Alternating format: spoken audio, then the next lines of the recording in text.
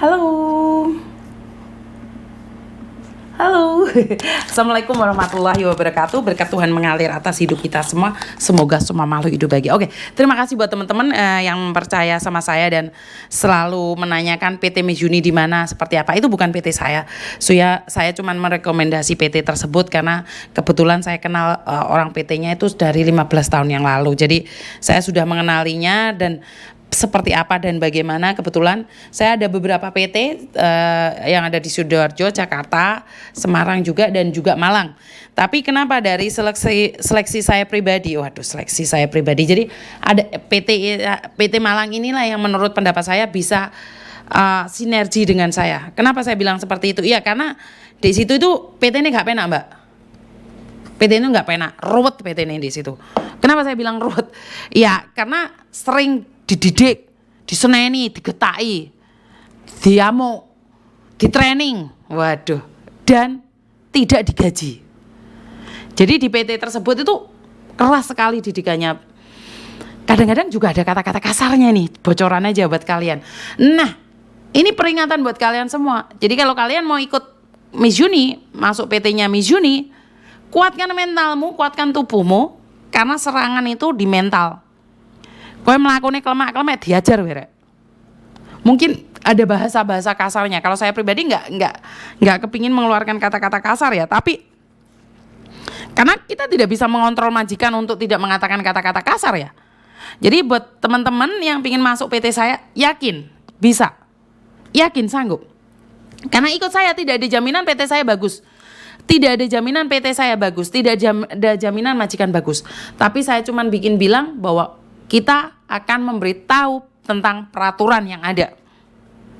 Jadi kita tidak bisa bergaransi majikan pasti ikut saya itu bagus. Kalau ikut saya itu prosesnya cepat. Enggak ada seperti itu. Jadi saya akan katakan yang jelek. Lek nasibmu api ya api, nasibmu gak api, kowe ndek PT setahun. Lah nyatanya kemarin langsung ada yang cuma 2 bulan, Miss.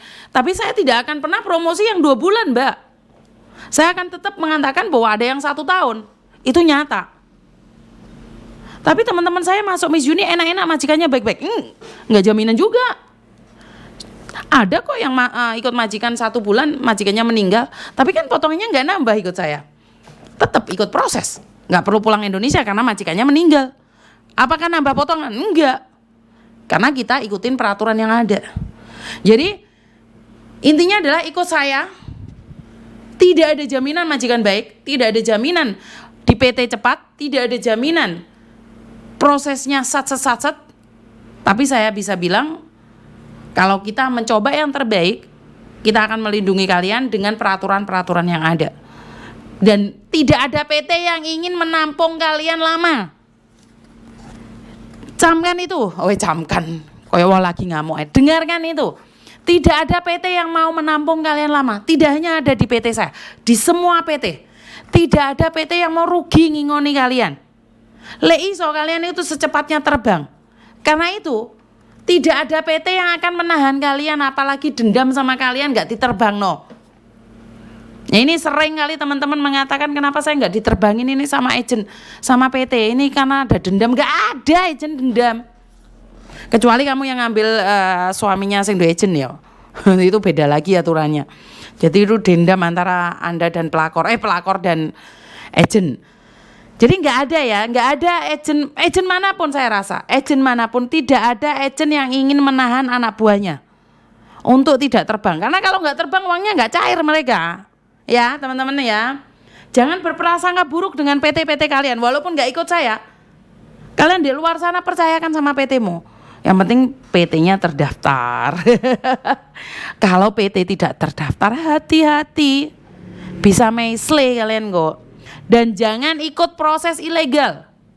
Mendingan kalian proses lama, dapat majikan baik, dan akhirnya semuanya baik-baik saja. Daripada proses cepat tapi sakit cepat, mati cepat, berakibat fatal, kecelakaan.